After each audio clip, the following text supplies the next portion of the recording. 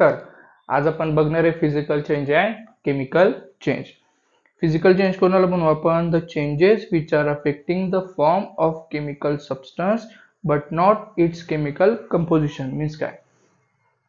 ज्या चेंजेस मध्ये त्या वस्तूचं केमिकल कंपोजिशन जे ते ॲज इट इज राहील, फक्त चेंज होईल ते त्याचं फिजिकल अपीअरन्स, म्हणजे त्याचा शेप साईज चेंज होऊ शकतो, त्याची स्टेट चेंज होऊ शकते, सॉलिडची लिक्विड होऊ शकते, त्याला म्हणू आपण फिजिकल चेंज.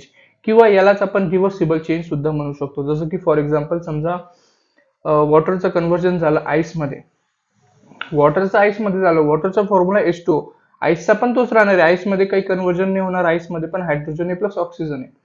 आईसचं पुन्हा आपण वॉटरमध्ये कन्व्हर्जन करू शकतो, म्हणून हा रिव्हर्सिबल आला आणि या चेंजला आपण म्हणू physical change. Second, chemical change कोणाला म्हणू?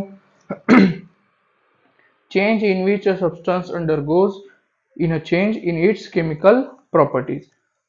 ज्या रिॲक्शन मध्ये किंवा ज्या चेंज मध्ये वस्तूची केमिकल प्रॉपर्टीजच सगळ्या चेंज होऊन जातील, त्याचं कंपोजिशन चेंज होऊन जाईल, त्या कंपोजिशन चेंज होण्याच्या प्रॉपर्टीला म्हणून आपण केमिकल चेंज. किंवा याला आपण दुसऱ्या भाषेत इरिव्हर्सिबल चेंज सुद्धा म्हणू शकतो, की जो रिटर्न आणला जाऊ शकत नाही.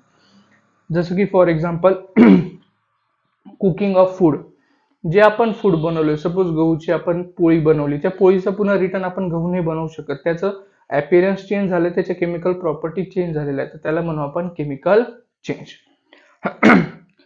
रायपनिंग ऑफ फ्रूट, फळ आधी कच्चं होतं ते नंतर पिकलेलं आहे, हा सुद्धा आहे तुमचा केमिकल चेंज. कारण की पिकलेलं फळ पुन्हा कच्चं नाही होऊ शकत,